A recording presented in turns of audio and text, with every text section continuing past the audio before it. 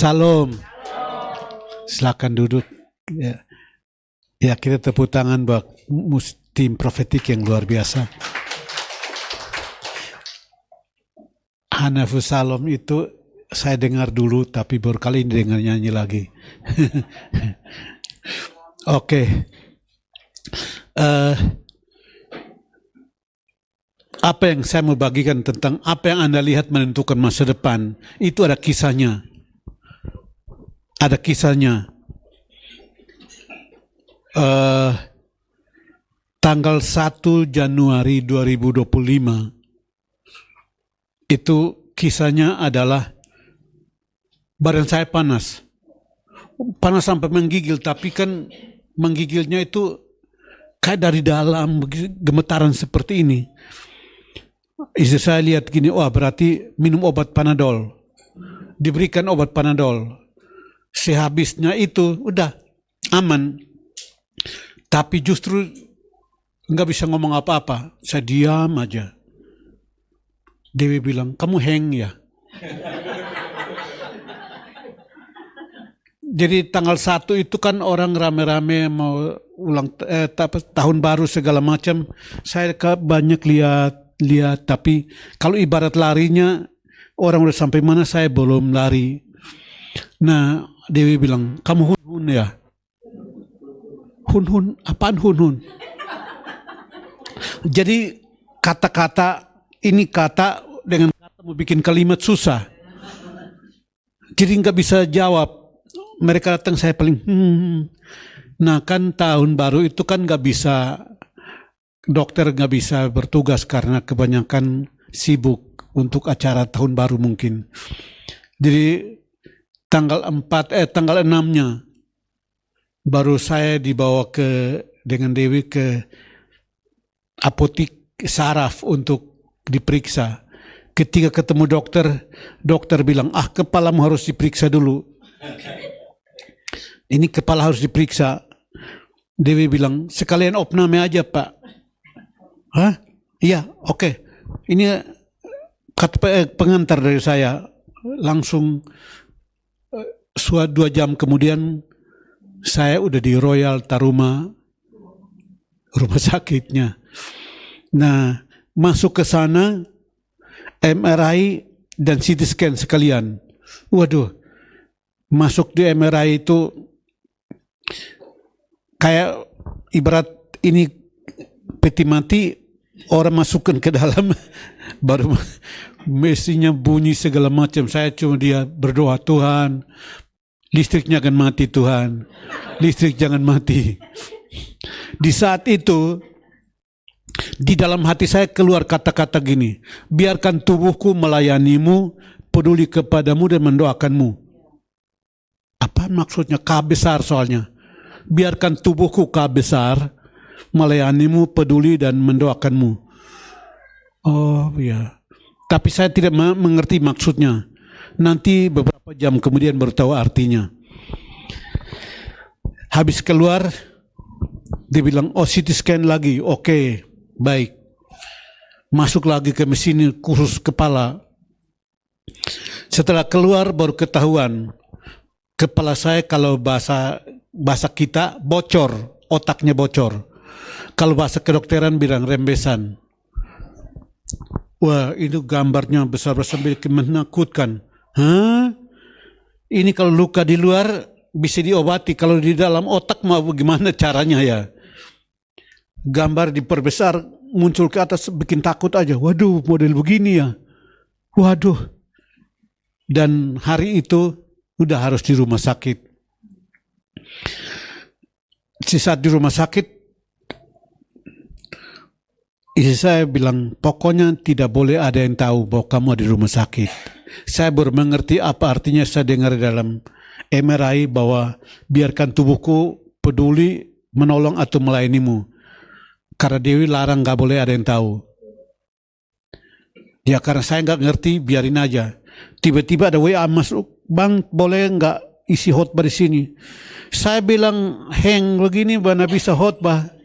Ketik aja susah ini. Udah mendingan pasang selfie aja, tag foto. Saya lagi di rumah sakit. Mana bisa dan saya kirim WA-nya ke teman yang minta ini. Dalam sekejap di mana-mana udah ketahuan. Oh, Ayub di rumah sakit, Ayub di rumah sakit. Dewi bilang, kamu, saya udah bilang jangan orang tahu kamu di rumah sakit. Saya bilang, kan di rumah di MRI tadi ada suara bilang, di dalam hati saya kalimat bilang gini, biarkan tubuhku melayani, peduli, dan mendoakanmu. Oh, berarti biar tubuh Kristus, orang Kristen datang doakan saya. Oh gitu ya, oh biar aja. Dan disuruh dokter suruh makan pisang, lalu bikin jus pisang karena kalium saya rendah. Di rumah sakit itu mulai teman-teman datang doakan segala macam. Saya bilang, saya ingat yang suara Tuhan, biarkan tubuhku melayanimu, peduli kepadamu, mendoakanmu. Biar aja mereka pada berdatangan. Dalam sekejap rumah sakit penuh dengan orang-orang. Nah, hari Kamis masuk ke CT scan tapi namanya CT brain, jadi kontras. Ketika masuk itu yang, waduh Tuhan, saya udah 4 hari di rumah sakit, bagaimana Tuhan? Tuhan tolong saya Tuhan. Sehabisnya keluar, CT scan-nya, gambarnya keluar. Dokter datang bilang, wah ini udah bagus, udah bagus. Ternyata yang ini bocor besar, lubang besar ini mulai dipulihkan kembali. Dan gambar muncul, oh ini pulih nih. Dokter bilang, ini yang ini nih. Ini gambar awal, ini gambar akhir nih, ini bagus nih. Jadi hari Jumatnya saya sudah bisa keluar dari rumah sakit. Tapi hari Minggunya kan saya harus khotbah. Ngomong aja masih hun-hun, gimana mah khotbah. Nah, setelah di rumah, saya bilang jangan batalkan jadwalnya, tetap aja harus jalan. Nah, khotbahnya adalah di Pruitt Junction, di tempat para mahasiswa berkumpul, ya mahasiswa Indonesia di Cina itu. Mereka balik dan suruh saya khotbah di situ. Dewi bilang, saya ingat loh, ini anak mahasiswa S2. Kalau hun-hun gitu gimana caranya ya? Kalau di atas mimbar lalu kamu hang gimana caranya? Waduh, iya juga ya. Tapi saya nggak mau, tiba-tiba saya jawab gini, ingat ya, kalau saya nggak bisa ngomong, katakan dia yang mengutus Musa, nggak bisa bicara melalui mulut saya. Oh jadi kamu mau? Saya bilang aja, dia yang mengutus Musa, gagal berbicara melalui mulut saya. Tetap Pak, kamu khotbah apa? Saya bilang belum tahu. Heng gini belum tahu. Waduh bagaimana ya? Saya bilang Tuhan tidak akan pernah permalukan. Nah hari Minggunya jam 1 dini hari, tiba-tiba mimpi apa yang saya mau khotbahkan ini. Muncul depan saya layar kayak gini, Yeremia 1 ayat 11-12, Yesaya dan Efesus di bawah. Itu di kalimatnya yang tertulis segini, apa yang Anda lihat menentukan masa depan. Atau apa yang Anda lihat menentukan masa depanmu, hidupmu. Kita baca dalam Yeremia 1 ayat 11-12 dikatakan seperti ini. Sesudah itu firman Tuhan datang kepadaku bunyinya, apakah yang kau lihat hai Yeremia? Jawabku, aku melihat sebatang dahan pohon badam. Lalu firman Tuhan kepadaku, baik penglihatanmu, sebab aku siap sedia untuk melaksanakan firmanku. Apa yang Anda lihat menentukan masa depan. Dibilang baik penglihatanmu, aku siap melaksanakan apa yang aku perlihatkan kepadamu. Aku siap sedia. Nah yang bahasa Inggrisnya bagus, I'm watching. Nah baru-baru 2 hari lalu kita tahu waktu pengisian bola kaki Indonesia lawan Australia, itu yang gemetar paling banyak siapa?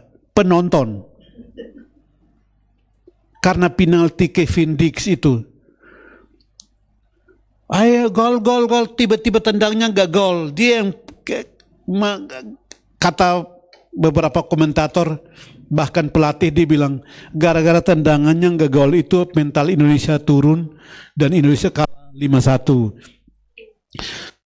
Tapi yang menakutkan tuh ya penontonnya kan, yang bikin gemetaran penontonnya. Nah coba bayangkan ayat ini berkata, baik penglihatanmu, aku siap sedia melaksanakan apa yang kau lihat. Baik penglihatanmu, aku siap sedia melaksanakan apa yang aku firmankan. Apakah kita lihat tahun 2025 ini suram menakutkan? Apa kita lihat tahun 2025 ini pelayanan kita, Indonesia, keluarga kita gelap gulita dan segala macam ketakutan-ketakutan? Hati-hati loh. Baik kamu lihat seperti itu, aku akan lakukan kepadamu. Ingat di dalam kisah orang Israel ketika tentara Firaun di belakang Israel, lalu di depan ada Daud Kolsum. Apa yang mereka lihat? Mereka bilang, lebih baik kita balik ke Mesir karena kami makan bawang, makan labu dan segala macam yang indah. Apa kata Tuhan? Aku akan lakukan kepada yang kamu katakan itu. Jadi Tuhan melakukan kepada kita seperti apa yang kita lihat. Apakah kita melihat sesuai dengan firman Tuhan buat kita, janji Tuhan buat kita, atau apa yang dunia ramalkan?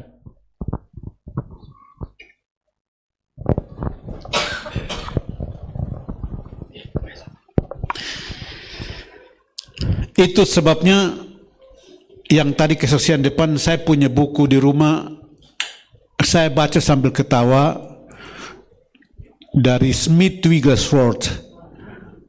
Salah satunya yang bikin saya ketawa adalah ayat bilang, jangan takut, percaya saja. Bagi saya itu ayat untuk motivasi orang, tapi Smith Wigglesworth itu ayat membangkitkan orang mati. Itu buat saya ketawa. Wah, masa jangan takut, percaya saja, orang mati bisa bangkit.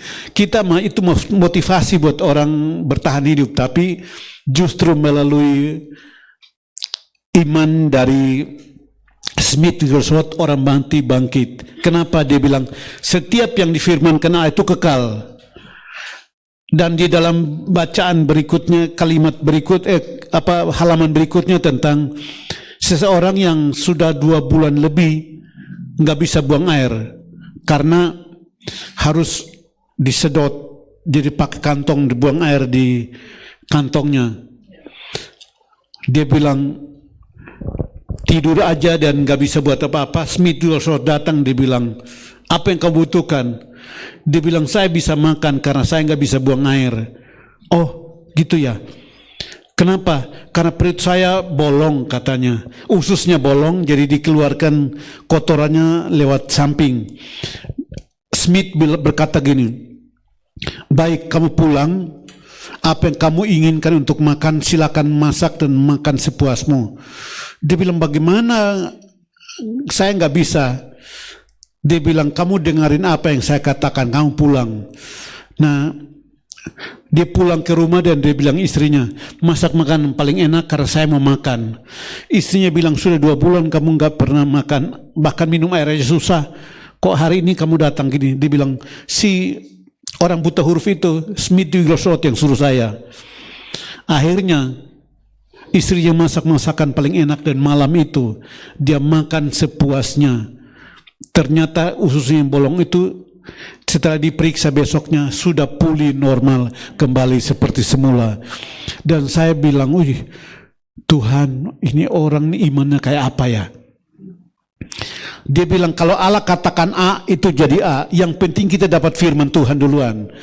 Dan yang paling lucu di antaranya satunya adalah ada seorang yang kakinya itu telapak kakinya nggak ada, jadi dia cuma pakai sepatu satu. Telapak kaki yang kanannya nggak ada, jadi tinggal salah satunya. Dia datang, Smith bilang, kamu pergi beli sepatu, ukuran kamu berapa? Ukuran sepatu kamu berapa? Pergi beli 1 pasang. Dia bilang, mana bisa mau pasang sepatu, kan kaki saya nggak ada. Dia bilang, kamu dengarkan saya aja, kamu pergi. Dan dia pergi ke toko sepatu. Dia bilang, saya mau beli sepatu yang nomor sekian. Yang pelayannya liatin kakinya nggak ada, mau beli sepatu untuk siapa? Dia bilang saya mau beli sepatu. Herannya, yang lucunya adalah ketika dia beli sepatunya dan dia nekat pakai, tiba-tiba kakinya muncul ulang. Sembuhkan total. Kenapa? Karena apa yang Anda lihat menentukan masa depanmu. Apakah kita melihat sesuai dengan manusia melihat atau kita melihat dengan cara pandangnya Tuhan? Kalau Anda melihat dengan cara Tuhan melihatnya, maka mujizat akan terjadi kepadamu. Karena dikatakan bahwa apa yang kamu lihat menentukan masa depanmu. Itu kata-kata Tuhan kepada Yesaya, apa yang kau lihat, aku siap sedia melakukannya bagimu. Kita yang hari ini di sini, apa yang saya lihat dari Tuhan adalah saya dipulihkan. Walaupun kata dokter nggak bisa ngomong karena bolongnya besar. Nah ini kalau di luar nggak apa-apa, ini dalam otak masalahnya. Otak robek. Nah kalau otak robek mau diapain coba? Lalu dokter tanya istri saya, kamu bikin apa? Dia bilang saya berikan Panadol tanggal 1-nya itu. Oh ini ada infeksi. Tapi penyebabnya dulu kenapa? Dia bilang oh saya berikan dia angkung. Obat China yang mahal itu untuk mereka yang pernah stroke. Untuk otak encer. Nah dia bilang kasus berbeda. Kalau kasus saya jangan diberikan angkung. Karena itu bisa darah keluar mengalir kemana-mana. Makanya otak saya penuh dengan darah karena itunya. Dia bilang gara-gara diberikan minum angkung ini. Istri saya bilang, aduh dok, saya minta maaf ya. Dia bilang, bukan minta maaf, saya hanya bikin racikan baru untuk pulihkan kembali karena robekannya besar. Kenapa? Itu obat mahal banget. Satu itu aja 2 juta. Nah saya udah minum 2. Makanya ininya cairnya ngalir aja biasa. Tapi kata dokter, pasien-pasien saya kasus ini yang kebanyakan minum angkung dan otaknya jadi encer semua. Bukan hanya encer tapi rembesan di mana-mana. Saya kata dokter, kamu nggak boleh minum minyak ikan dan ini ya angkung lagi ya. Jadi saya pulang ke rumah nggak berani minum lagi karena dokter yang bilang jangan. Dari kasus-kasus kita, apakah kita ikutin apa yang dunia katakan, dunia tawarkan, atau Tuhan katakan? Kalau kita, kata Yeremia ini, aku melihat sebatang pohon daham yang mengalir dari utara begini. Tuhan bilang, baik penglihatanmu. Kalau kita melihat pelayanan ini, bahwa 2025 Tuhan akan memakai gereja ini, bahwa GBI Mercy ini untuk membuka pelayanan di mana-mana, untuk diberkati Tuhan, disertai Tuhan dengan berbagai macam mujizat. Itu yang Tuhan siap sedia untuk lakukan bagi kita. Tapi kita berkata nanti bagaimana, nanti bagaimana. Maaf, kalau Tuhan jawab itu bahaya bagi kita. Kenapa? Karena Dewi selalu bikin bully gitu buat saya. Dia bilang, kamu itu kan ijazah cuma SMP. Kamu bisanya ngomong. Nah sekarang otak udah rusak gitu. Kira-kira bisa apa? Security juga nggak terima. Security juga nggak bisa terima. Nah itu kan menekan saya, tertekan lagi gitu kan. Tapi apa yang saya lihat, saya bilang Tuhan memanggil saya, dia tidak mungkin mempermalukan saya. Kalau dia menyertai Musa, dia juga pasti menyertai saya. Dan kuasa itu yang terjadi dalam hidup saya. Itu sebabnya saya tiba-tiba ngomong baru kaget. Saya bilang, kalau saya gagal berbicara, katakan seperti ini. Dia yang mengutus Musa gagal berbicara melalui saya.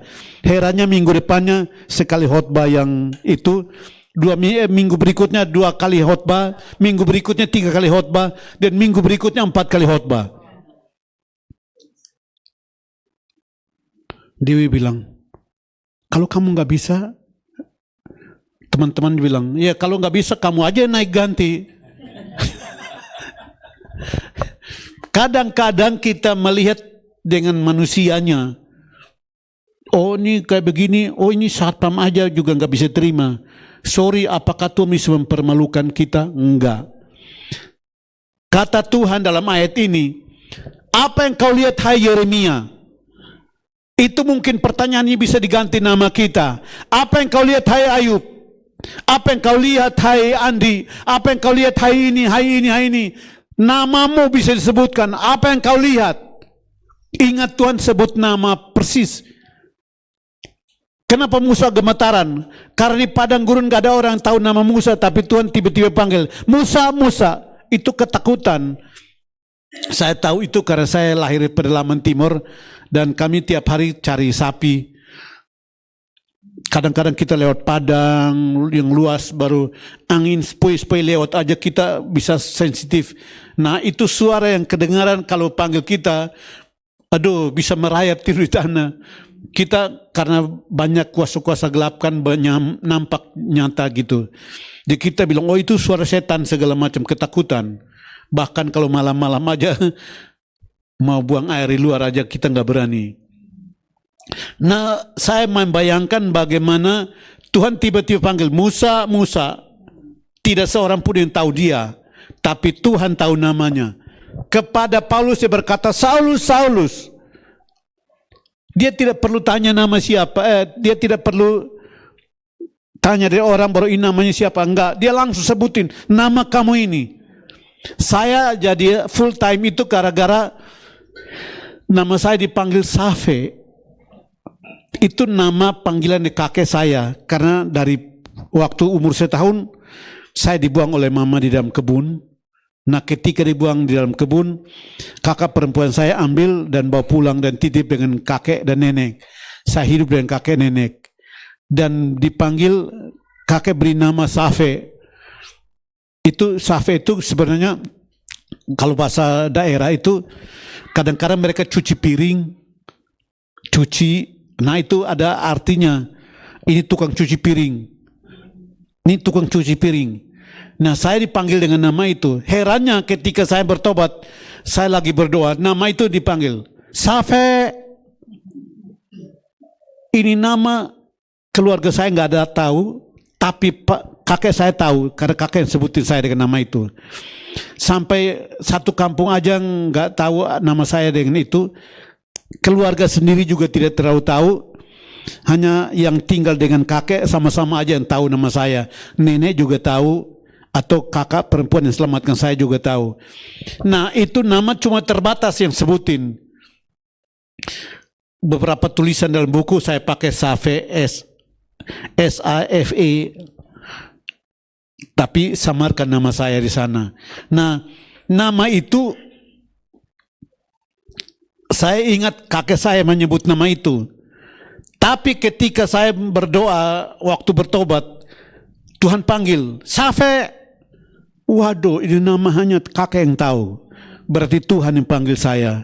Gara-gara itulah saya berhenti sekolah dan saya bilang, saya ikutin Engkau Tuhan.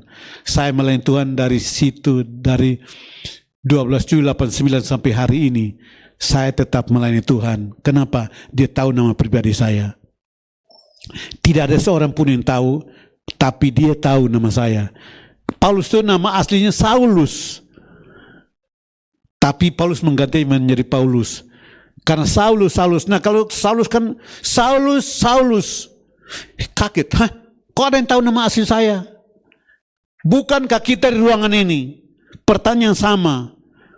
Bisa Tuhan menyebut nama pribadimu? Siapa namamu? Apa yang kau lihat? Masa depanmu bagaimana? Makan minummu bagaimana? Kalau kita berkata, saya melihat seperti rencanamu dalam hidup saya, bahwa saya dipakai Tuhan di masa depan, hidup saya berubah di masa depan saya lebih cemerlang, masa depan saya diberkati Tuhan, saya dipersiapkan oleh Tuhan menjadi pelayannya. Tuhan siap sedia melaksanakan apa yang kita lihat. Kadang-kadang kita nggak bisa menilai diri kita dengan cara Tuhan memberikannya, tapi kita salah menilai diri kita. Nah di dalam penglihatan itu kan ada juga di atas ini dan ini di bawah. Nah yang ininya Yesaya 40 ayat 3 sampai 5. Kalimatnya gini, persiapkanlah jalan padang gurun, jalan raya bagi Tuhan. Setiap lembah harus ditimbun, setiap gunung dan bukit diratakan, dan setiap lekuk-lekuk harus diluruskan, supaya Tuhan menyatakan kemuliaannya. Ayat 5. Yesaya 40 ayat 3 sampai 5. Di dalam itu kan dibilang setiap lembah harus ditimbun. Ayat 3-nya, ayat 4-5. Nah, kenapa lembah? Karena kita membangun diri kita dari rasa tidak percaya diri. Kita suka merendahkan diri kita, membangun hidup kita dari rasa rendah diri segala macam.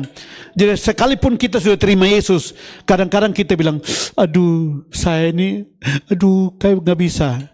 Saya contohkan istri saya kemarin, yang saya bilang, lulusan Singapura, tapi kalau pegang mic untuk bicara di 20 orang aja gemetarnya sampai. Saya bilang, saya ini kan lahir di hutan, pendidikan saya S2, tapi saya nggak takut ngomong. Dia bilang, saya kan mirip kura-kura. Kalau kura-kura kan kalau nggak ada orang kepalanya keluar, tapi kalau ada orang langsung masuk ke kepalanya. Nah, itu lembah. Setiap lembah harus ditimbun kembali. Gambar diri kita, kadang-kadang gambar diri kita yang rusak.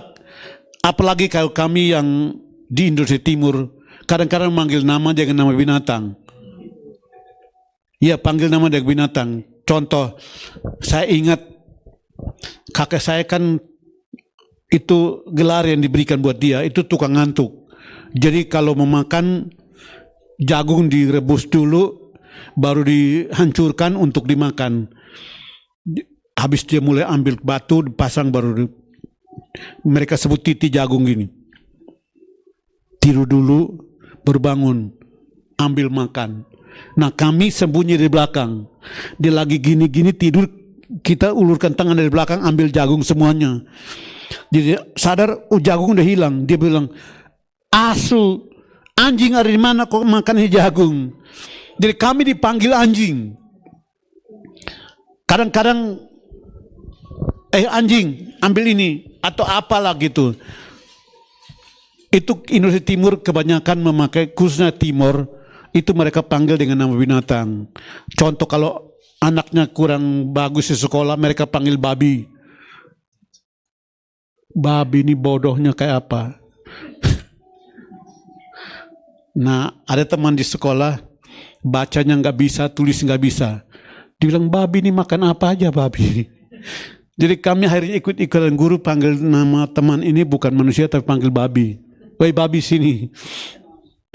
Karena jadi kebanyakan panggil antara babi atau anjing segala macam.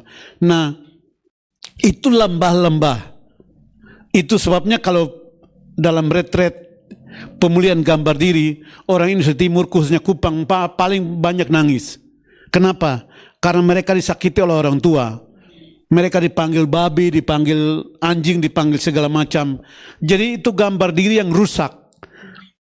Dibilang persiapkan jalan di padang gurun. Setiap lembah harus ditimbun. Lembah yang seperti tadi gambar diri yang kayak binatang ini harus dipulihkan kembali. Dengan apa? Dengan firman Tuhan. Setiap lembah dan bukit, setiap gunung bukit diratakan. Kenapa gunung bukit? Kadang-kadang orang dengan kesombongannya, kesombongan karena pendidikan, kesombongan karena latar belakang keluarga, kesombongan karena segala macam hal yang duniawi. Jadi kadang-kadang orang sombong tidak bisa dilawat Tuhan. Setiap bukit dan gunung harus diratakan, bertobat dan diratakan. Nah, setiap lekuk-lekuk, kenapa lekuk-lekuk? Karena kita hidup di dalam dunia yang mengajar kita salah. Contoh yang paling nyata itu ibu. Kalau nggak makan, dia bilang, nggak, mama sudah makan. Ini kamu aja, ini makan. Apalagi kami yang di timur, kadang-kadang kelaparan tiap hari, tiap tahun, bulan November, Desember itu tahun-tahun kelaparan. Itu bulan-bulan yang paling menyakitkan. Nah, di situ kadang-kadang ibu ajarin kami berbohong di situ. Makan, dibilang saya udah makan, padahal dia belum pernah makan. Dia ada kelaparan, dia keluar baru pegang perut gini. Tapi datang bilang, saya udah makan. Jadi kita akhirnya bilangan omong, saya sudah makan.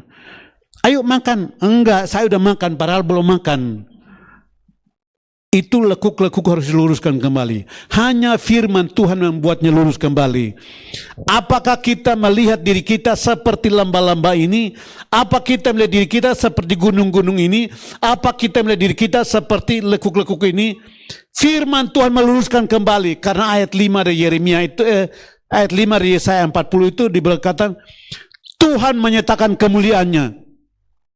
Ketika kita melihat diri kita sesuai dengan firman Tuhan, Tuhan menyatakan kemuliaannya. Pengurapan akan turun buat orang yang dipulihkan gambar dirinya. Itu sebabnya saya ada kesaksian yang lucu di gereja. Dulu ada ibadah di Peninsula. Itu song leadernya, maaf, itu kaleng pecah benaran. Nyanyi kita mau ketawa aja. Tapi urapan ada tuh. Herannya Indonesian Idol dihadirkan untuk sebagai penyanyi. Waktu dia nyanyi hanya karena Indonesian Idol kan. Oh jagonya. Nyanyi kita begini. Tapi nggak ada urapan. Habis nyanyi, ya sudah biar aja. Nah lalu song leader datang lagi. Waduh nyanyi. Waduh maaf kayak kaleng pecah karena kami di kampung dulu suka nakal ambil kaleng ini baru pukul. Tapi herannya adalah si kaleng pecah ini ketika nyanyi kami yang menangis. Kenapa? Karena dia ada urapan. Ini karena kesombongannya sebagai orang yang juara 2 Indonesian Idol. Harus diletakkan dulu, gunungnya terlalu tinggi. Nggak bisa, gunung tinggi kata Yakobus dibilang alam tentang orang sombong. Ya, dia udah sombong banget karena nyanyinya Indonesian Idol. Nyanyinya bagus, suara bagus, tapi kita cuma lihat gini, gak ada urapan. Yang ini kaleng pecah. Saya bisik ke Dewi, saya bilang, ini satu kaleng pecah, tapi kok kita bisa nangis-nangis ya? Kalau lembah ditimbun, gunung diletakkan, lekuk diluruskan. Ayat 5 berkata, Tuhan menyatakan kemuliaannya. Tuhan menyatakan kemuliaannya lewat yang kaleng pecah ini. Itu sebabnya bukan karena tidak bisa nyanyi, bukan. Tapi Tuhan menyanggupkan orang yang dipilihnya untuk melayani. Karena bukan kuat dan bukan gagah kita, tapi karena pengurapan yang diberikan kepada kita dan menyanggupkan kita untuk melayani. Itu sebabnya kalau dapat kesempatan main musik di depan, jangan takut. Oh nanti mainnya gimana? Gak usah, pengurapan akan turun menjamah orang. Saya contohkan yang beberapa saat lalu kan di sini Dewi nangiskan lagu lama dulu. Itu saya sampai bisikin dia. Kok di Ablof lagu-lagu bagus-bagus kamu kok nangis? Di sini kok lagu lama dulu kok kamu bisa nangis? Bahkan teman song leader kita, ya maksudnya beda jauh gitu. Yang ini profesional, yang ini agak kurang dikit. Tapi kamu bisa nangis. Dia hanya bilang, enggak tahu. Saya bilang itulah pengurapan. Di luar, nyanyi skillnya bagus, tapi Dewi nggak nangis.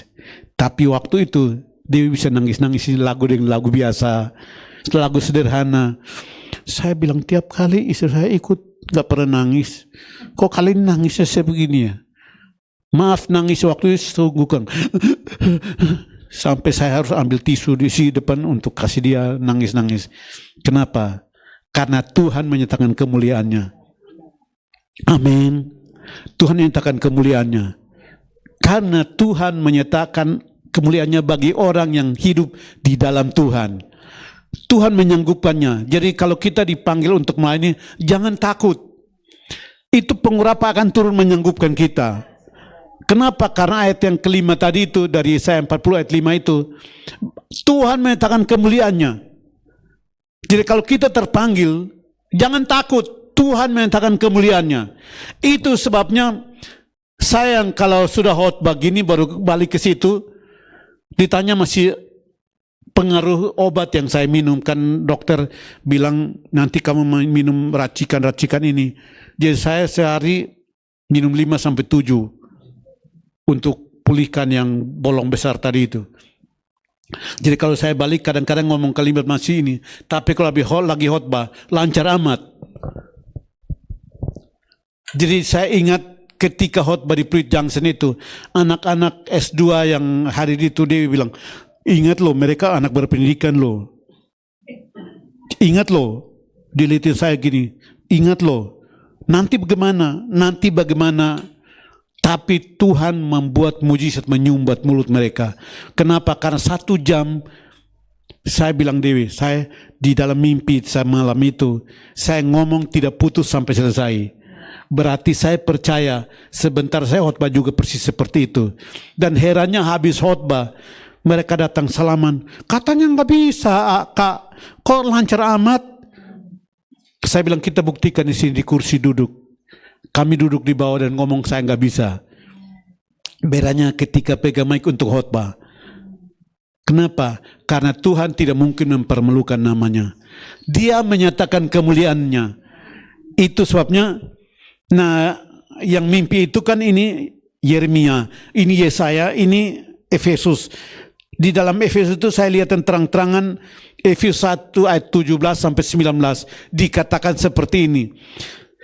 Aku berdoa minta kepada Bapa untuk berikan kepadamu roh hikmat dan wahyu untuk mengenal Dia dengan benar dan menjadikan mata hatimu terang agar kamu mengerti pengharapan yang terkandung dalam panggilannya.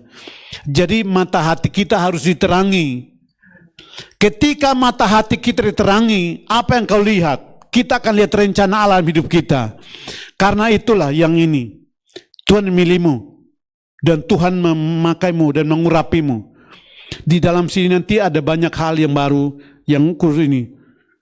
Mungkin engkau bisa ciptakan lagu-lagu baru mungkin. Kalau engkau baca buku, baca Alkitab atau kitab Mazmur atau apa, bisa berangkat jadi lagu, bisa nyanyikan Mazmur-Mazmur itu. Tuhan naruh dalam hatimu. Saya nggak kenal Anda, tapi Tuhan kenal Anda, dan itu lebih dari cukup. Dan ayat itu berkata, hai Yeremia, apa yang kamu lihat? Yeremia berkata, aku lihat begini. Aku juga bisa jawab kepada Tuhan, saya lihat orang ini, dia bisa membuat begini-begini. Dan kalau kita lihat seperti itu, dibilang aku siap sedia melaksanakan apa yang aku firmankan. Dia pasti lakukan apa yang dia mau. Ingat Pak Yakub Estra nubuatin kepada saya, dia lihat kepala saya ada kitab kuning terbuka, baru menulis banyak buku. Tuhan menjawab dia dan bukan menjawab saya. Karena imannya, yang apa yang dilihat kepada saya, Tuhan pulihkan saya dan berikan banyak ide. Termasuk sekarang lagi tulis bukunya Kak Sofyan. Karena bulan Maret ini Kak Sofyan pensiun. Karena sudah 65. Jadi mau bikin buku bagaimana. Saya tulis judulnya gini, ketaatan satu orang menentukan banyak kehidupan, ribuan kehidupan. Satu orang Sofyan bertobat serahkan diri, sekarang berapa ribu orang di baliknya itu. Kesaksiannya lucu-lucu. Dia bilang, saya hadir, hanya diundang untuk hadir aja. Ketika hadir liatin, ada orang dari Belanda yang pimpin. Mata yang hilang, tiba-tiba bola matanya muncul ulang. Wah, bola matanya muncul kembali. Wah, lalu ketika giliran dibagikan firman Tuhan, tanpa diundang saya udah langsung maju ke depan. Tiba-tiba dari mulut saya keluar bahasa-bahasa yang baru. Saya bilang, apaan ini? Saya nggak ngerti artinya apa. Lalu saya pulang praktik pertama dengan adik saya. Ditumpangin tangan dan doain, dan adiknya penuh Roh Kudus. Dan omnya nama Handi, mereka bertiga mulai persekutuan di rumah. Karena dia dengan omnya Handi penuh Roh Kudus juga. Adiknya yang dipraktekkan ini udah penuh Roh Kudus, sama-sama di rumah. Bapaknya RT. Di pinggir jalannya ada kantor polisi. Sekarang mereka baca roh kuat-kuat, ya kalau bahasa roh kan nggak mungkin pelan-pelan. Mereka menyembah. Tiba-tiba polisi datang, Pak RT, kenapa berisik di rumah? Apa yang dia mau jawab? Ada apa Pak RT? Dia bilang, anak-anak saya berisik. Ada apa? Dia datang masuk ke kamar bilang, diam atau saya akan pukul kalau kamu berisik. Kak Sofian bilang, kita mau kurangin suara. Kita lagi begini mana bisa kurangin suara. Masa malah tambah berisik. Lalu dia keluar kembali, dia bilang, papa saya itu raja tidak pernah berubah. Jadi kalau dia ngomong apa harus jadi seperti itu. Saya udah tunggu-tunggu kapan dia balik untuk pukul saya. Dia bilang, diam atau kamu dipukul. Dia balik keluar dari kamar kami, balik ke kamarnya. Tapi nggak balik untuk pukul saya lagi. Padahal kami masih berisik. Dia bilang, dia balik ngomel-ngomel di kamarnya. Mamanya Kak Sofian datang bilang, biarkan anak-anak ini kalau mereka mencari Tuhan kenapa harus dilarang? Daripada berbuat jahat, biarkan aja. Lalu dia masuk di kamar, dia bilang, Tuhan, kalau anak saya temukan engkau Tuhan yang benar, nyatakan dirimu kepada saya supaya saya tahu bahwa engkau Tuhan yang benar, karena masih Buddha. Baru ngomong ini tiba-tiba jubah putih muncul di depannya, pegang kepalanya ditumbang ke belakang. Lalu penuh Roh Kudus. Akhirnya ditungguin, mau datang pukul Kak Sofian, nggak datang-datang. Kenapa?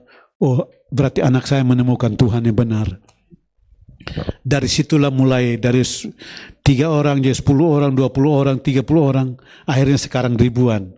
Dari mana? 1 orang yang dilihat di hadapan Tuhan bisa membawa perubahan. Tapi dari mana? Dari orang berserah kepada Tuhan. 1 orang mentaati suara Tuhan itu membawa pengaruh besar. Dan apa kata Tuhan kepada dia? Engkau akan dipakai Tuhan seperti ini. Oh, luar biasa. Nah, kita balik ke Yeremia. Apa yang kau lihat? Kalau Yakob Estra lihat saya nulis buku, hasil hari ini lumayan kan, 52 buku. Apa yang Tuhan kabulkan? Tuhan kabulkan penglihatannya Yakob Estra. Karena dia hamba Tuhan, ya Tuhan kabulkan dia. Pengurapan turun buat saya untuk bisa nulis buku, gara-gara Tuhan jawab Yakob Estra. Apa yang Anda lihat sekarang tentang dirimu? Yeremia berkata, saya melihat sebatang pohon dahan dari sini. Oh, baik penglihatanmu. Apakah kita melihat, oh saya diberkati Tuhan 2025 ini. Saya disertai Tuhan 2025 ini. Tuhan membuka pelayanan bagi saya 2025 ini. Tuhan memberikan berbagai mujizat buat saya di 2025 ini. Tuhan menyertai pelayanan saya di 2025 ini. Tuhan menyembuhkan orang-orang sakit 2025 ini. Tuhan membuat banyak mujizat. Tuhan berikan kepada saya hikmat untuk berkata-kata 2025. Itu akan terjadi bagimu. Atau engkau berkata, saya kayaknya kelaparan nanti 2025. Aduh, dari mana saya bisa dapat duit ya? Bagaimana saya bisa hidup ya? Bagaimana saya bisa tinggal ya? Ketakutan itu kan hati kita harus mata rohani kita harus dipulihkan dulu sesuai dengan Efesus itu yang dibawa ini Yeremia, Yesaya, Efesus. Mata hati kita diterangi untuk melihat seperti apa yang Allah lihat. Ketika kita melihat seperti apa yang Allah tunjukkan, mata kita terang. Dibilang baik penglihatanmu. Nah, kalau baik penglihatanmu, itu pujian. Dan ingat, Tuhan menjawab sesuai dengan iman kita. Kalau kita beriman bahwa tidak bisa, bagaimana? Kayaknya nanti saya gemetaran di depan. Kayak ada yang bersaksi mau maju ke depan, nanti kesaksiannya ketakutan. Apakah kita maju ke depan tapi ketakutan? Aku siap melakukan. Kita depan berketakutan. Tuhan tidak mungkin mempermalukan kita. Itu sebabnya yang ini satu ibu, lalu ibu baju merah, dan bapak yang di belakang baju putih. Jadi ini baju merah, baru di belakang ada baju putih. Di dalam hati saya, Tuhan persiapkan Anda dengan demikian rupa. Engkau akan dipakai oleh Tuhan. diurapi oleh Tuhan dengan hikmat Tuhan. Tuhan menaruh dalam hatimu hikmat ilahi daripadanya, supaya engkau menjadi berkat bagi banyak orang. Tuhan mempersiapkan engkau sebagai pemimpin yang diandalkan. Tuhan mencari pemimpin, engkau salah satu yang dipilih oleh Tuhan. Jangan takut, Dia menyertaimu dan Dia tidak akan pernah meninggalkan dirimu. Dia tidak akan pernah membiarkan dirimu. Dia menyertai dirimu. Kemanapun engkau melangkah, Dia menyertaimu. Dia Tuhan yang hidup itu sedang menyertaimu. Lalu yang ini kursi kosong, lalu ada ibu di belakangnya yang agak baju ini, yang ibu ini. Tuhan memakai dirimu. Tuhan memakai dirinya. Selama ini engkau terkurung karena kata-kata orang. Engkau berkata engkau tidak bisa, engkau tidak berdaya. Tapi dengarkan ini, Tuhan akan melepaskan engkau dari ikatan ketidakberdayaan itu dan memampukan engkau untuk melakukan apa yang engkau mau lakukan bagi Tuhan. Karena bukan kuat dan bukan gagah, tapi Roh Tuhan. Di dalam 2 Korintus 3 ayat 6 berkata, kami disanggupkan oleh Tuhan. Kesanggupan kami adalah Tuhan, bukan kami sendiri. Dengarkan ini, engkau disanggupkan oleh Tuhan. Engkau disembuhkan hatimu. Hatimu disembuhkan, dipulihkan kembali oleh Tuhan. Itu sebabnya engkau akan dipakai oleh Tuhan, diurapi oleh Tuhan untuk membangkitkan banyak orang yang terluka hatinya, yang hatinya gambar dirinya rusak oleh karena kata-kata yang menyakitkan dari orang lain. Karena kata-kata yang merusak diri orang lain. Tuhan memakai dirimu dengan kata-kata yang tepat untuk membawa pemulihan. Saya lihat tangan yang perkasa itu menyertai dirimu, ditumpangkan di atas dirimu. Itu berarti kemanapun engkau pergi, Yesaya 3, Mazmur 139 itu bilang, tanganmu menekan aku dari atas, itu akan menyertai engkau kemanapun engkau pergi. Dia melindungimu dan memberkati dirimu. Dia Tuhan, Dia yang hidup itu sedang menyertai dirimu. Dan yang paling belakang, ada bapak yang duduk paling belakang yang dekat, bukan yang paling belakang, ya,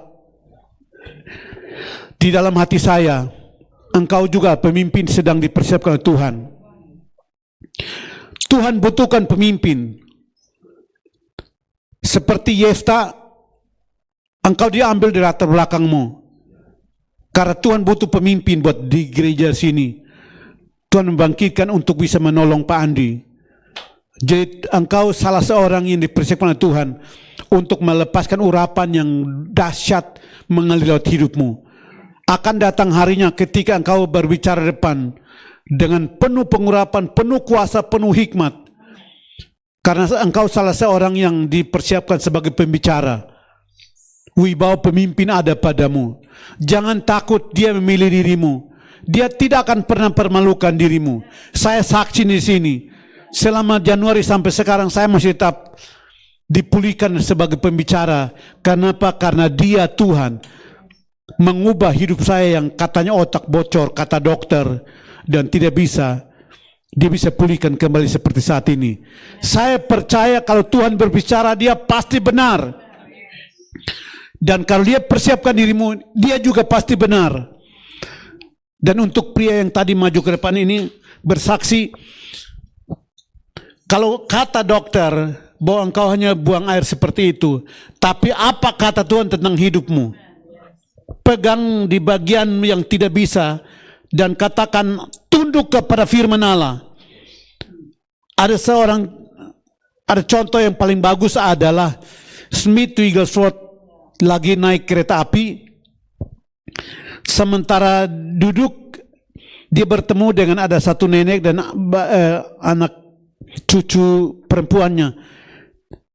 Smith Wigglesworth bertanya kepada cucu perempuan, ini nenek mau diapain? Dia bilang, nenek saya sakit, mau dibawa ke dokter. Oh, mau sembuh enggak? Mau. Oh, ini pil yang saya mau berikan. Dia bilang, nenek mau minum pil enggak untuk sembuh? Dia mau. Lalu dia bilang, Keluaran 15 ayat 26. Aku Tuhan menyembuhkan engkau. Mau minum pilnya? Mari terima dengan iman. Dia doakan, selesai, lalu keretanya tetap berjalan. Di perhentian berikut, nenek ini turun dengan dengan cucunya dan pulang. Si Smith tanya, kok pulang? Nenek jawab, kan udah sembuh, kenapa harus ke dokter lagi? Keluaran 15 ayat 26, aku Tuhan menyembuhkan engkau. Karena itu di bagian yang kata dokter tidak bisa, taruh tangan di bagianmu itu dan kita sekarang berdoa. Dalam nama Yesus, usus yang dikatakan dokter tidak bisa, kami perintahkan kuasa Allah menyembuhkan, mengalir dalam nama Yesus. Tuhan berfirman bahwa aku Tuhan menyembuhkan engkau. Kami perintahkan ke tubuh dan usus kembali pulih normal dalam nama Yesus.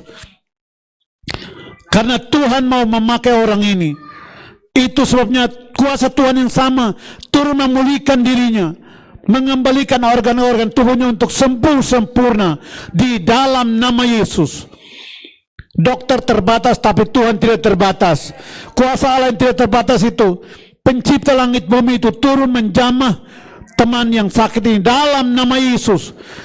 Pulih kembali tubuhnya, pulih kembali tubuhnya, pulih kembali tubuhnya dalam nama Yesus. Terima kasih Tuhan, kami bersyukur kepadamu.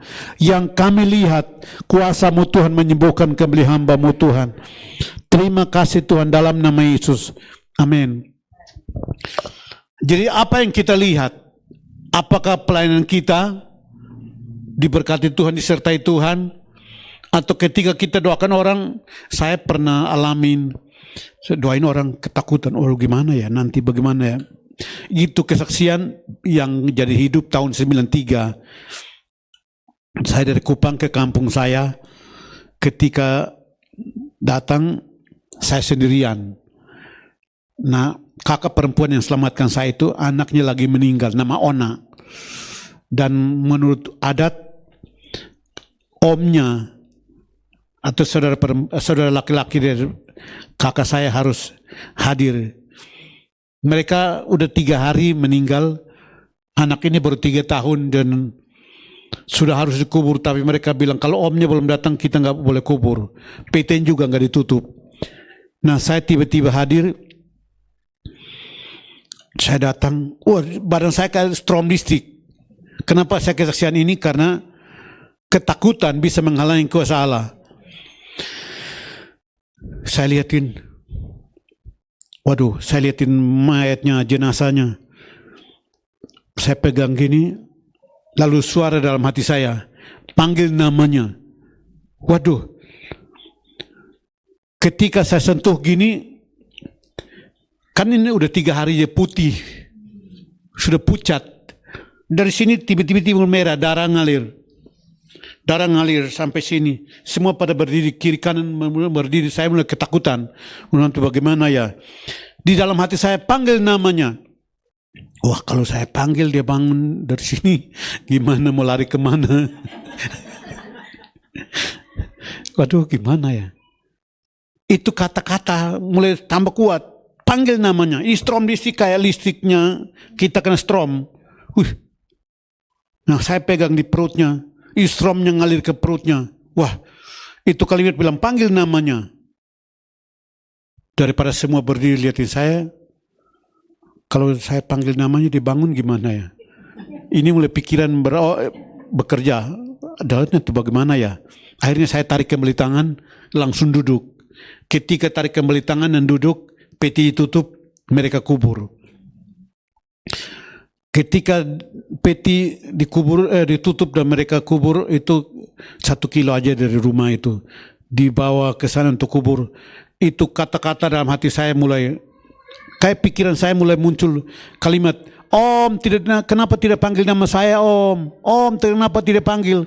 Wah, saya mulai begini, aduh Tuhan ampuni saya. Pegang kepala gini, kan tidak ada orang bilang, tapi kok, Om, kenapa tidak panggil saya Om?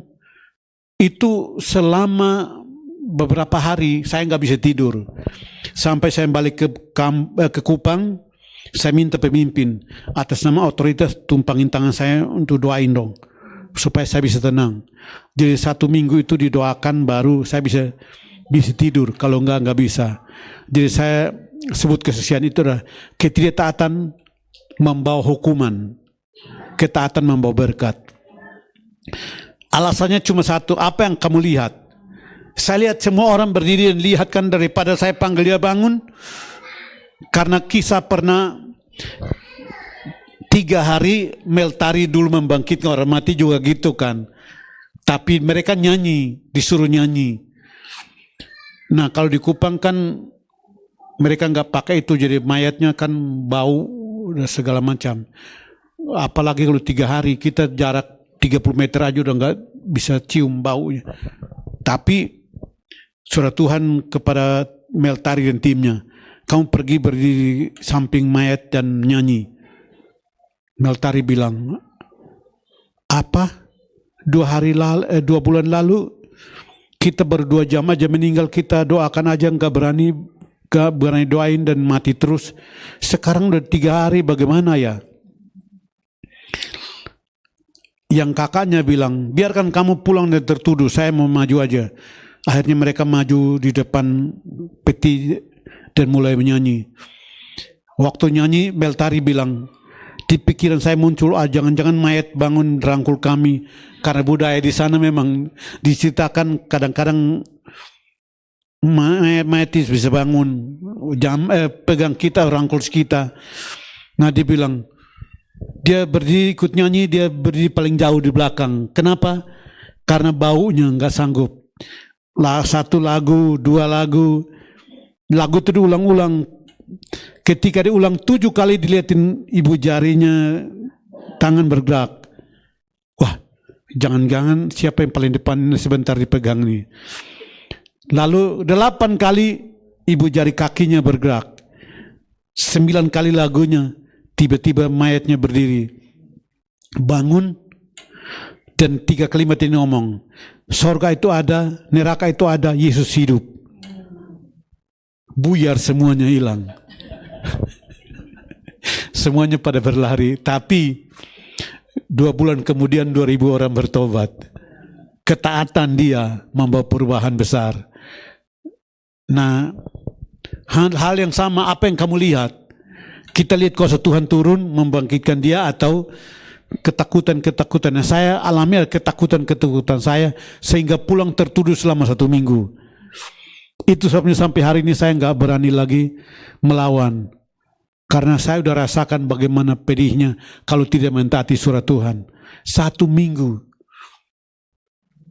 Tapi harus ingat, Tuhan berikan arahan atau tidak. Kalau tidak berikan arahan, jangan. Saya ingat masih di Speed Plaza sini, anak binaan yang saya bilang Yesus Kristus tetap sama, dahulu, sekarang, sampai selama-lamanya. Namanya Akong. Dia bilang, Kak, naik di motor, Kak. Saya bilang, kenapa? Naik aja, Kak. Kami ke Husada, ke kamar mayat. Dia bilang, Kak, kan tadi ngomong di Speed kan, Yesus tetap sama dahulu, sekarang, sampai selama-lamanya. Sekarang kita bangkitin ini. Waduh. Dia di depan, dia di kakinya, saya di kepala jenazahnya. Kita doain, dalam nama Yesus nggak bangkit. Kok nggak bangun-bangun? Pindah orang kedua, pindah orang ketiga. Habis orang ketiga, balik lagi orang pertama, kedua, ketiga. Waduh. Tiba-tiba ada 1 orang dari keluarga yang 3 orang ini tiba-tiba muncul. Langsung kita kabur dan hilang. Sampai sekarang saya masih ingat bagaimana kita nekat. Dia yang punya iman, karena dia bilang Ibrani 13 ayat 8, Yesus Kristus tetap sama dahulu, sekarang, sampai selama-lamanya. Nah, dalam pembinaan kan kita boleh ngomong firman. Dia bilang, Kak, sekarang, Kak, ikut dengan motor. Dia yang dapat, disuruh saya jadi korbannya. Apalagi saya berdiri kepala mayat, dalam nama Yesus, dipegang di kakinya, dalam nama Yesus. Kami bolak-balik, nggak bangun-bangun.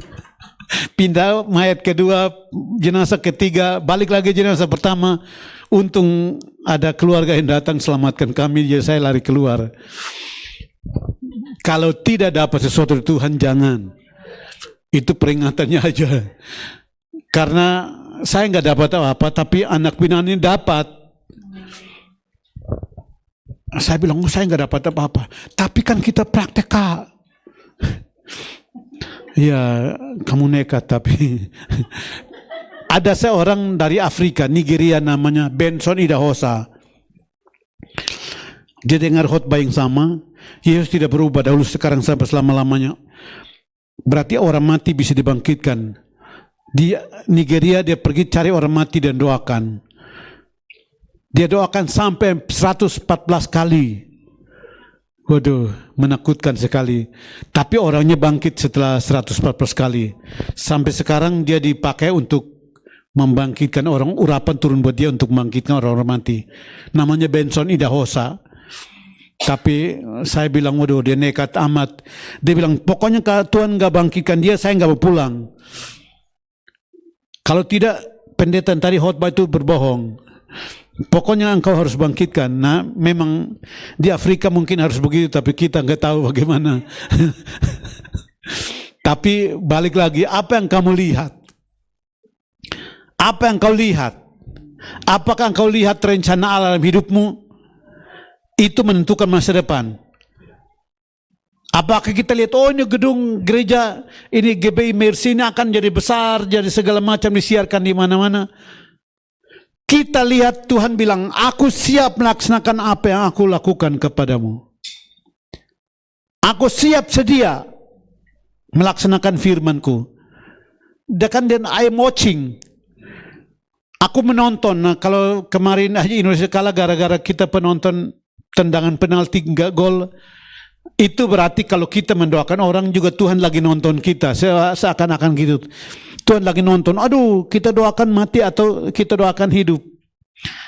Nah, maaf saya kebanyakan urapannya bukan untuk membangkitkan orang.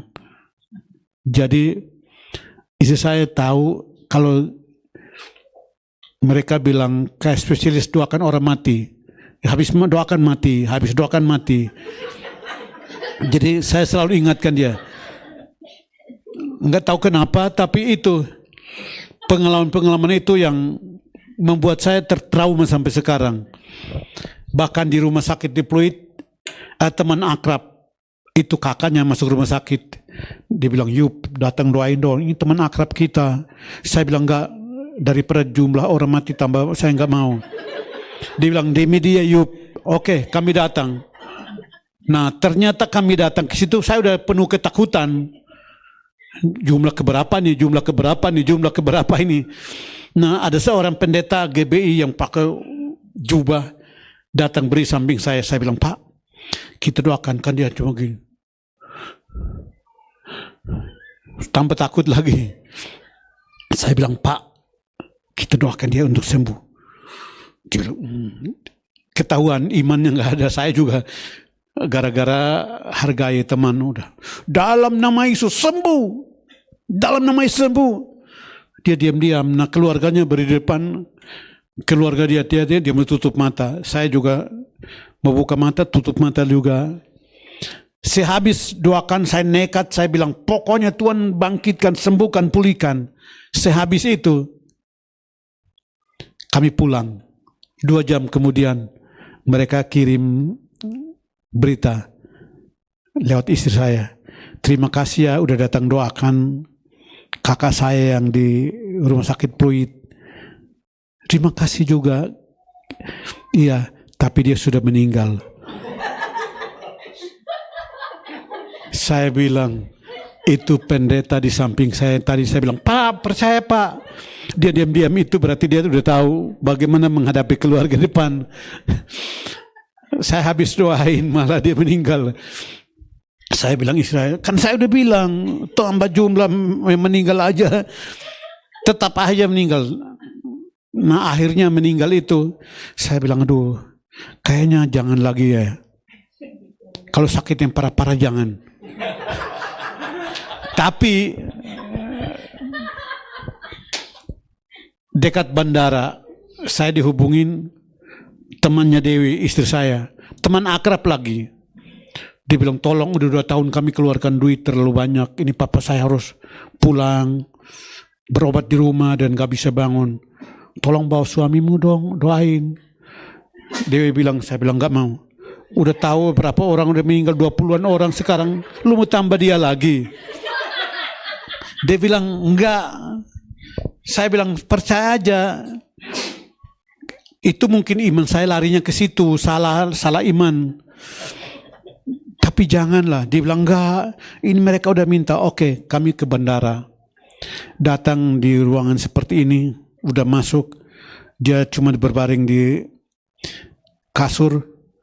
Saya bilang, ini ya, iya. Waduh, saya bilang ini kita berdoa ya, yang baik, lebih baik dan terbaik. Jadi antara tiga ini ada yang baik, ada yang lebih baik, ada yang terbaik. Tapi kalau dipanggil berarti itu yang terbaik. Ya supaya aman. Dia Tuhan pilih mana yang terbaik atau yang baik atau lebih baik. Oke, saya berlutut di kakinya berdoa. Habis berdoa, dia bilang terima kasih kau udah datang doain. Saya bilang iya. Lalu kami bangun dan keluar menuju Tangerang, Kota Bumi. Baru di tengah jalan, WA-nya bunyi. Kak, terima kasih ya udah bawa Kak Ayub datang doain papa saya. Terima kasih didoain. Iya. Saya bilang aja Tuhan berkati. 5 menit kemudian WA-nya datang lagi kedua. Papa saya baru 5 menit yang lalu dipanggil pulang. TV rem tiba-tiba. Rem mobil tiba-tiba. Hah? Dia udah meninggal. Aduh, kan saya bilang itu tambah jumlah orang meninggal aja. Dia bilang kan mereka bilang, kan berarti udah nggak perlu keluarkan duit lagi 2 tahun kan. Kamu udah selamatkan. Iya selamatkan ya menurut kamu, tapi saya bagaimana gambar diri. Kayak orang mau meninggal saya datang ke situ untuk pergi aja hitungan jam. Nah Desember yang lalu setelah saya isi Natal, ada orang beri di pinggir jalan. Dia bawa kue, dia bilang, Pak Ayub, didadap. Pak Ayub selamat, terima kasih Tuhan berkati. Saya bilang, itu apa? Itu anak kami yang satu-satunya yang Bapak doain. Habis Bapak doain, udah meninggal. Ya Tuhan, baru habis khotbah. Natal lagi itu didadap. Aduh, dia bilang, tapi terima kasih buat doa Pak, karena anak kami udah meninggal, kami udah bebas. Ini kuenya buat Bapak. Aduh, saya gemetaran masuk di mobil aja nggak bisa jalan. Saya bilang, saya kan udah bilang, udah berapa orang, dia sekarang 20-an. 20-an orang udah meninggal gara-gara saya doain. Gak tahu kenapa, tapi waduh. Jadi kalau udah kelihatan parah, saya bilang saya nggak mau datang. Walaupun dibilang hamba Tuhan yang tidak tahu diri, ya nggak apa-apalah. Daripada habis datang doain, pulang ini.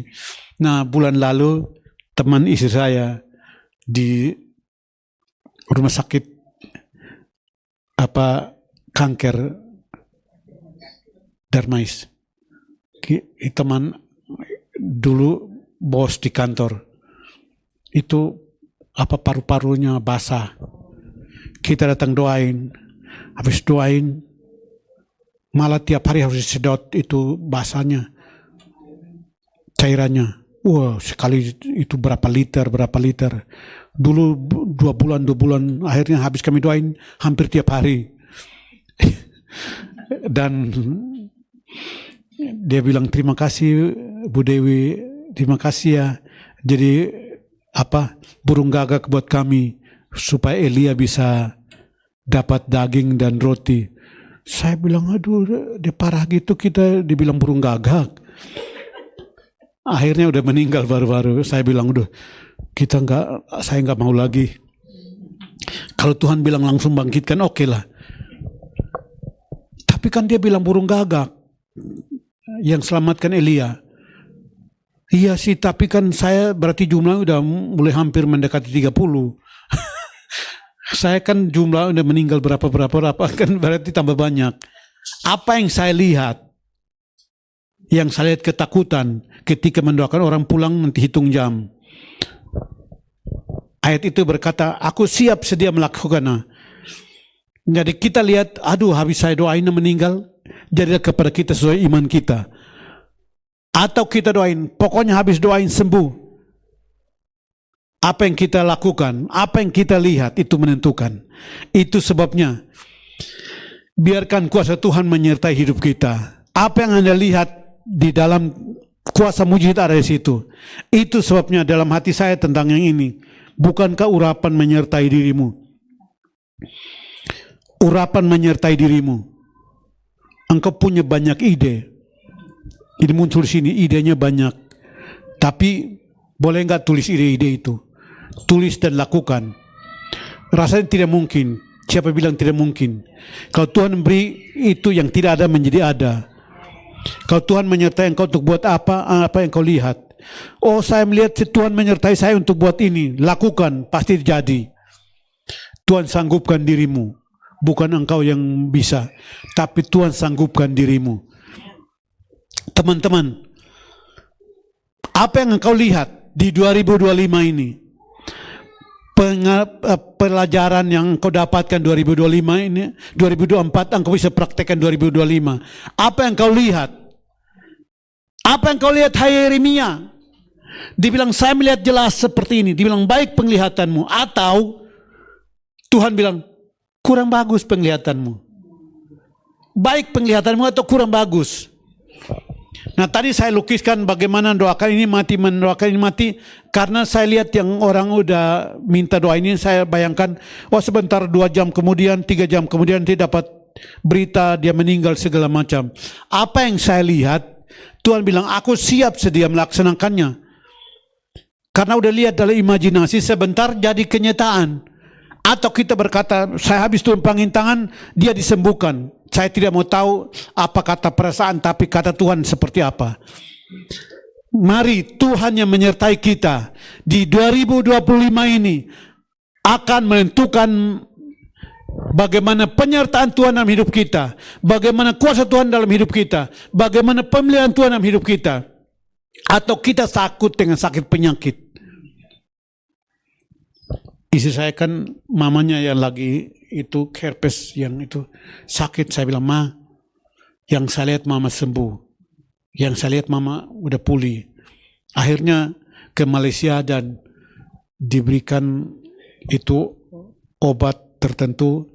Sekarang di rumah udah bisa jalan, bisa naik tangga, hanya cerewet. Istri saya bilang, waduh, saya udah di Hong Kong sampai tanggal 27. Aduh, bagaimana ini? Saya bilang, tenang aja, yang saya lihat saya damai-damai dengan mama kok. Dia kemarin berangkat ke Hong Kong dengan teman-temannya sampai tanggal 27. Dia bilang, silakan nikmati dengan mama. Saya bilang, tenang aja, yang saya lihat mama baik-baik dengan saya. Yang saya lihat itu yang saya lihat, daripada kamu lihat yang dimarah-marahin segala-segala. Apa yang kau lihat dalam hubunganmu dengan orang lain? Apa yang kau lihat dalam hubunganmu dengan keluargamu? Apa yang kau lihat dalam hubunganmu dengan pekerjaanmu? Apa yang kau lihat dalam hubunganmu dengan talentamu? Apa yang kau lihat dalam hubunganmu dengan skillmu? Apa yang kau lihat dalam hubunganmu dengan Tuhan? Apakah Tuhan akan membalas, aku siap melaksanakan firman-Ku? Baik penglihatanmu atau kurang bagus? Ingat Yesus menegur Petrus ketika tenggelam itu, ada satu terjemahan yang bagus. Dia bilang, waktu Petrus tenggelam di danau, Yesus angkat dia baru bilang begini, Petrus, mengapa engkau bimbang? Tapi yang bahasa Yunani terjemahan, mengapa engkau berpikir ulang? Petrus, why do you rethink? Mengapa engkau berpikir ulang? Sebenarnya dia jalan di air itu bagus, tapi dia berpikir ulang karena lihat gelombang, dia jatuh kembali ke bawah, ke dalam air, tenggelam. Jadi kita juga kadang-kadang kita berpikir ulang. Benar tidak, benar tidak, benar tidak. Kadang-kadang berpikir ulang ini ya, yang buat kadang-kadang kita udah berhasil maju, jatuh lagi, jatuh lagi. Tapi ingat, apa yang kita lihat itu menentukan masa depan kita. Tundukkan kepalamu, kita mau berdoa. Tuhan, ini kami Tuhan.